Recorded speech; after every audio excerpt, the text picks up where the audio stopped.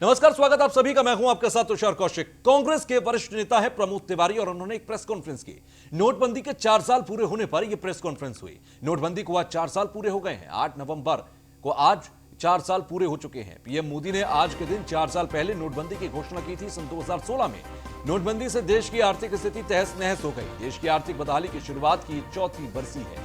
8 नवंबर 2016 को इस देश के साथ विश्वासघात हुआ था। 125 करोड़ भारत की जनता के साथ नरेंद्र मोदी ने विश्वासघात किया था।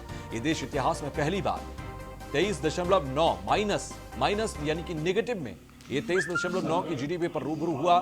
नोटबंदी की वजह से आज देश -23.9 की जीडीपी की पीड़ा झेल रहा है। मजदूरों का पलायन भी नोटबंदी की वजह से हुआ।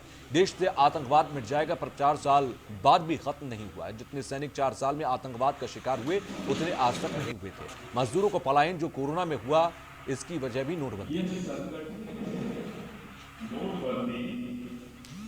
संकट की ऑर्गेनाइज्ड लूट और प्लंडर, लूट और लूटमार की वजह से जो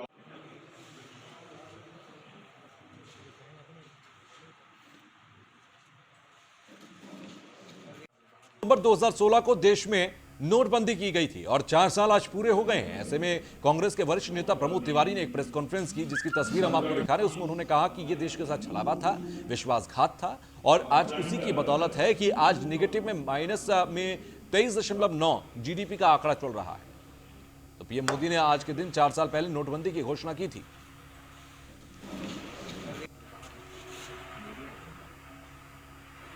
ये संगठित नोटबंदी संवाददाता नीलेश चौहान हमारे साथ, हमारे संवाददाता जुड़ गए हैं लखनऊ से। नीलेश, आज 4 साल हो गए नोटबंदी को और यही वजह थी कि कांग्रेस काफी आक्रामक आज के दिन है, क्योंकि वो इस मौके को छोड़ना नहीं चाहती। किस तरीके से प्रेस कॉन्फ्रेंस में आज कांग्रेस ने घेरा बीजेपी को? देखिए तो सर, बिल्कुल आपको बता दूं कि कांग्रेस के वरिष्ठ नेता है प्रमोद तिवारी। उन्होंने कांग्रेस के प्रदेश मुख्यालय पर एक प्रेस कॉन्फ्रेंस करते हुए साफ तौर पे जो नोटबंदी का आज चौथा साल है उस पर उसको लेकर सरकार को घेरते हुए नजर आए। उनका साफ तौर पे कहना है कि जब देश में नोटबंदी की गई उसके बाद से लगातार देश की जीडीपी जो है वो गिरती चली गई। लोगों को काफी परेशानियों का सामना करना पड़ा।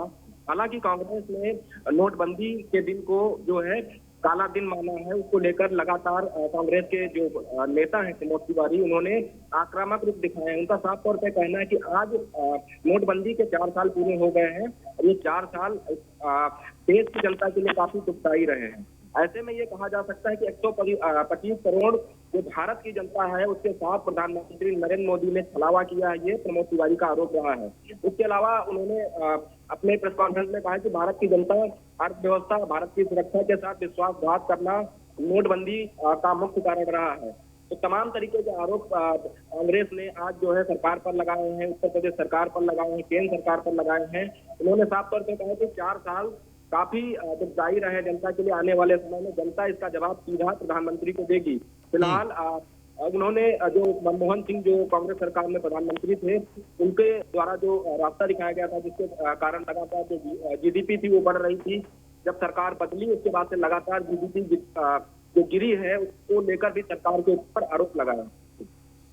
ठीक है। साथ ही साथ देखा जाए नीलेश, जो इस तरीके से आज, क्योंकि नोटबंदी को सरकार ये कहती रही कि एक बहुत महत्वपूर्ण कदम था, उसके बाद भ्रष्टाचार को रोकने की बात हुई। स्विस बैंक में जो पैसा जमा था उसको फेयर एंड लवली योजना जो कांग्रेस ने करार दिया था उसके जरिए वापस लेकर आई। ये तमाम कोशिशें भ्रष्टाचार के विरोध में, काले धन के विरोध में चलती रही सरकार की। लेकिन आज इस बात को कहना कि जीडीपी नेगेटिव 23.9 पर अगर है तो ये नोटबंदी की बदौलत है। क्या इसमें कोरोना काल और नोटबंदी दोनों को अलग करके नहीं देखना चाहिए? और क्या इस बात को कहकर कांग्रेस ने एक षड्यंत्रकारी अंदाज में बीजेपी को घेरा? क्योंकि नोटबंदी 4 साल पहले हुई और माइनस में जीडीपी आज कोरोना काल के बाद गई है। देखिए तो सर, बिल्कुल अगर हम बीजेपी के पहलू को देखें और कांग्रेस के पहलू को देखें तो साफ तौर पर ये कहा जा सकता है कि भारतीय जनता पार्टी जहां नोटबंदी के बाद तमाम उपलब्धियां गिना रही थी कि जिन लोगों के पास काला धन जमा हुआ था वो काफी हद तक बैंकों में पहुंचा। जो लोग बैंकों में अपना काला धन नहीं पहुंचा पाए तो तमाम जगहों की तस्वीरें हमने अपनी जनता को दिखाई थी कि कहीं पर नदियों में पैसा फेंका गया, नालियों में पैसा फेंका गया, तो कहीं पर पैसे को आग लगा दी गई। ऐसी तमाम घटनाएं सामने आई थी। हालांकि जो भारी रकम थी लोगों के घरों में इकट्ठी, वो बैंकों तक पहुंची। उसके बाद अगर हम कांग्रेस को देखें तो कांग्रेस लगातार भारतीय जनता पार्टी के ऊपर निशाना साध रही है। अगर हम कोरोना काल को देखें तो पूरे देश में एक साथ जो है लॉकडाउन किया गया। इतिहास में पहली बार हिंदुस्तान की रेलवे को बंद किया गया। इस दौरान तमाम जो मजदूर थे दूसरे प्रदेशों में काम कर रहे थे, उनको मजबूरी में काम बंद होने के कारण अपने अपने घरों को वापस जाना पड़ा। तो कहीं हद तक ये भी कहा जा सकता है कि कोरोना काल में जीडीपी के ऊपर अपना एक बड़ा प्रभाव डाला है। और जीडीपी का निचला स्तर इसीलिए कहा जा सकता है कि कोरोना काल के दौरान तमाम फैक्ट्रियां बंद रही, उद्योग धंधे बंद रहे, लोगों की जीवन शैली प्रभावित हो गई, लोग घरों से बाहर नहीं निकले। तमाम लोग ऐसे थे जिन्होंने हजारों किलोमीटर की यात्रा पैदल तय की। इसके बावजूद भी अगर इस तरीके के कांग्रेस आरोप लगा रही तो कहीं ना कहीं 2022 में जो उत्तर प्रदेश में विधानसभा का चुनाव होना है उसको मुद्दा बनाकर कांग्रेस लगातार सरकार को घेरती हुई नजर आ रही है। कोरोना काल के दौरान देखा गया कि कांग्रेस ने कहा था कि वो बसों को उपलब्ध कराएगी सरकार को, हालांकि उन तमाम बसों में फर्जीवाड़ा भी देखने को मिला, जिसके बाद कांग्रेस के प्रदेश अध्यक्ष अजय लल्लू को हिरासत में लिया गया था, उनको जेल भेजा गया था। तमाम तरीके का नाटकीय ढंग उनको। ठीक, नीलेश आप हमारे साथ बने रहिए, एक और खबर पर मैं आपका रुख करूंगा अभी। तो कांग्रेस ने आज नोटबंदी की सालगिरह पर, चौथी सालगिरह पर सरकार को, बीजेपी को घेरने की कोशिश की। वहीं लखनऊ से एक और खबर है कि बढ़ते प्रदूषण पर भी बरती जा रही लापरवाही। नगर निगम जोन 6 के गड़ी पीर खां इलाके में सुलग रहा कूड़े का ढेर। प्लांट में पड़े कूड़े के ढेर से 2 दिन से निकल रहा है धुआं और ठाकुरगंज थाना क्षेत्र के गड़ी पीर खां इलाके का ये पूरा मामला है। इसके बावजूद भी पोल्यूशन एक तरफ जहां लोगों की जान ले रहा है, जहां पर ये मूवमेंट चलाया जा रहा है कि कूड़ा ना जलाया जाए, तमाम तरीके के जो इंडस्ट्रीज हैं वो भी ध्यान रखें, लेकिन यहाँ पर कूड़े का ढेर सरेआम जल रहा है, लेकिन किसी की नजर नहीं पड़ रही। तमाम जिम्मेदार मुंह मोड़े बैठे हैं, प्रदूषण बढ़ रहा है, लोगों की जानें खतरे में हैं, लेकिन इसके बावजूद भी स्थिति जस की तस है। नीलेश हमारे साथ, हमारे संवाददाता जुड़े हुए लखनऊ से। नीलेश, जिस तरीके से ये कूड़े के ढेर में आग को सुलगता हम देख रहे हैं और 2 दिन हो चुके हैं, क्या किसी जिम्मेदार की अभी तक नजर नहीं पड़ी इस पर? देखिए तो सर, अगर राजधानी लखनऊ की बात करें तो हिंदुस्तान का तीसरा सबसे ज्यादा प्रदूषित शहर है। लगातार एयर क्वालिटी इंडेक्स जो है वो यहाँ पर बढ़ता जा रहा है, जिसके कारण लोगों को सांस लेने में तकलीफ हो रही है। तमाम जो लखनऊ के अंदर अस्पताल चल रहे हैं, चाहे वो सिविल अस्पताल हो, बलरामपुर हो या केजीएमयू हो, वहाँ पर ऐसे मरीजों की संख्या लगातार बढ़ रही है जो सिर्फ इसलिए जाते हैं कि उनको सांस लेने में तकलीफ है। डॉक्टरों ने जब पड़ताल की तो उनको साफ तौर पर मरीजों को बताया गया कि एयर क्वालिटी इंडेक्स काफी खराब है, जिसके कारण आपको सांस लेने में तकलीफ हो रही है। वहीं दूसरी ओर अगर हम 2 दिन पहले की तस्वीरों पर नजर डालें तो जिस तरीके से लखनऊ में प्रदूषण फैला, उसके बाद डीएम अभिषेक प्रकाश ने एक छोटी सी कार्रवाई जरूर की थी। जो प्रदूषण नियंत्रण बोर्ड के क्षेत्राधिकारी थे उनका वेतन रोक दिया था।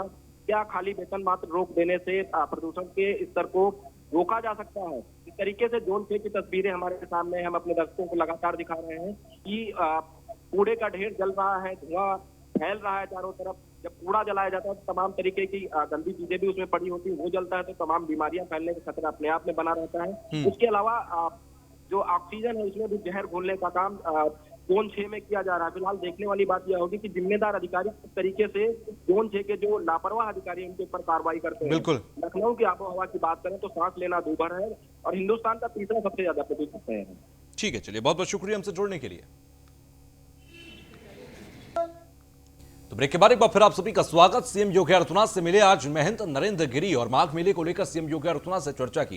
कोरोना को देखते हुए माघ मेले की तैयारियों पर चर्चा की गई। अखाड़ा परिषद के अध्यक्ष हैं महंत नरेंद्र गिरी।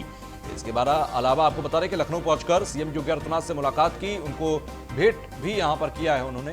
तो उसी दौरान की तस्वीर मैं आपको दिखा रहा हूं, जहां महंत नरेंद्र गिरी ने मुलाकात की सीएम योगी आदित्यनाथ से, माघ मेले को लेकर मुलाकात करने पहुंचे।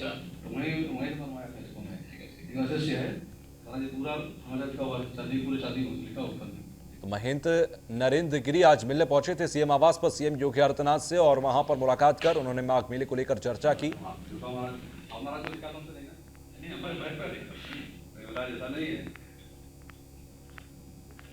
तमाम चर्चाओं का दौर था और उस वक्त की तस्वीर है जब वो मुलाकात की है और उनको भेंट उन्होंने दी है। बहुत छोटी चीज है,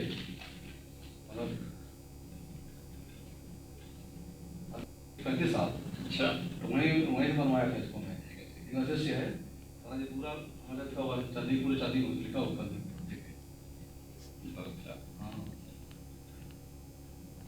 तो माघ मेले को लेकर चर्चा का ये दौर था। तमाम जो इंतजामात माघ मेले को लेकर हैं उसको लेकर भी महंत नरेंद्र गिरी ने चर्चा की। इसके साथ ही साथ जो सरकार का सहयोग और हो सकता है, जो डिमांड्स हो सकती है, मांग हो सकती है, उनको लेकर भी यहाँ पर तमाम मांगे रखी गई हैं। फिलहाल ये एक मुलाकात के दौर का समय था जबकि तस्वीरें हम आपको दिखा रहे हैं महंत नरेंद्र गिरी के साथ।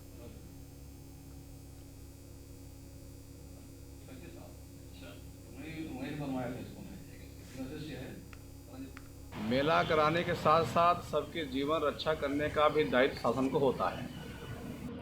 तो हमारी परंपरा भी ख़त्म न हो और किसी को नुकसान न भी हो, ऐसी व्यवस्था के साथ मेला होगा। सबसे मेरा अनुरोध है कि सभी लोग इस बात का ध्यान रखें। विशेषकर ग्रामीण वासियों से मेरा अनुरोध है, जो ग्रामीण क्षेत्रों से मेला करने आते हैं।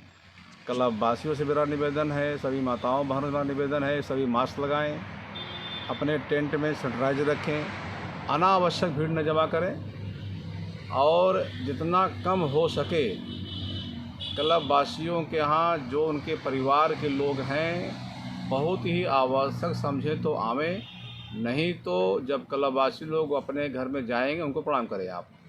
क्योंकि मेला का जो स्वरूप रहेगा वो उतना विस्तार रूप से नहीं किया जाएगा।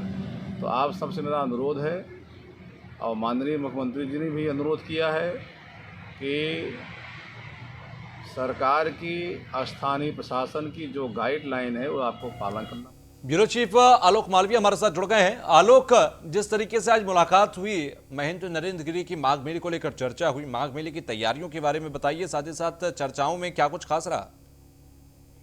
जी तुषार, देखिए जिस तरह से मुख्यमंत्री योगी आदित्यनाथ प्रयागराज में लगने वाले विश्व प्रसिद्ध और ऐतिहासिक माघ मेले के बारे में चिंतित रहते हैं और उन्होंने 3 बार अखाड़ा परिषद के अध्यक्ष महंत नरेंद्र गिरी से पर्सनल रूप से बातचीत की और उनसे बुलाकर उनसे बातचीत की। और आज की मुलाकात भी काफी महत्वपूर्ण है, क्योंकि अब माघ मेला लगने में 2 महीने का समय बचा हुआ है, जिसलिए जो अंतिम तैयारी है उसको रूप दिया जा रहा है।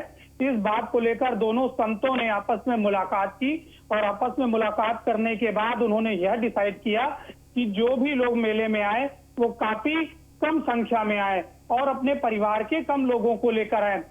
चूंकि तुषार, मैं आपको बताना चाहूंगा, सनातन काल से यह मेला चला आ रहा है और इस मेले में लोग 1 महीने का कल्पवास करते हैं। ऐसी मान्यता है कि 12 वर्षों तक अगर लगातार कोई कल्पवास कर पाता है तो उसे मोक्ष की प्राप्ति होती है और सीधे वह स्वर्ग को जाता है।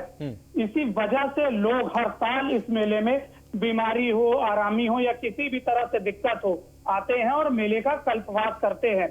और इसी बात को ध्यान में रखकर महंत नरेंद्र गिरी ने यह बात बताई है कि जो आप अपने कैंप में जो प्रवेश करते हैं, जो आप कल्पवास करते हैं, उस दौरान लोगों को कम से कम बुलाएं और कोविड नियमों का पालन करें, मास्क लगाएं, इसके साथ ही हैंड सैनिटाइजर का प्रयोग करें और सनातनी मां गंगा का स्नान करें और स्नान करने के साथ जल्द से जल्द कोरोना के खत्म होने का प्रार्थना मां गंगा से करें।